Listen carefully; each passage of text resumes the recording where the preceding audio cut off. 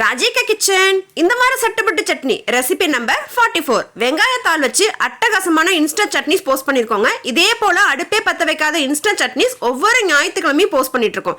எல்லா சட்னியும் தெரிஞ்சுக்கிறதுக்கு நம்ம சேனலை சப்ஸ்கிரைப் பண்ணிக்கோங்க. ஏற்கனவே போஸ்ட் பண்ணத பிளேலிஸ்ட் செக் பண்ணுங்க. ஒரு மிக்ஸி ஜார் எடுத்துக்கோங்க. பச்சை மிளகாய் 2 சேர்த்திருக்கேன். ஒரு சின்ன துண்டு அளவு இஞ்சி, ஒரு சின்ன துண்டு அளவு புளி, ஒரு 1/4 கப் அளவு வறுத்த வேர்க்கடலை, வெங்காயத்தாள்ல அடி தண்டுல இருக்கிறத மட்டும் எடுத்துக்கோங்க. தாள் வேணா அடியில் உள்ளது மட்டும் எடுத்துக்கோங்க. பொட்டுக்கடலை 1/4 கப்பு, வெங்காயத்தாள் எவ்வளவு எடுக்கிறீங்களோ அதை விட 2 பங்கு கொத்தமல்லி அதிகமாக சேர்த்துக்கோங்க. ஒரு சின்ன டீஸ்பூன் அளவு ஜீரகம் சேர்த்துக்கோங்க. தேவையான அளவு உப்பு, கொஞ்சமா தண்ணி சேர்த்து துவையல் பதத்துக்கு நல்லா கொரன்னு அரைங்க. நல்லா திக்கா இருந்துச்சுன்னா இட்லி தோசையோட தொட்டு சாப்பிட்றதுக்கு சும்மா அட்டகாசமா இருக்குங்க.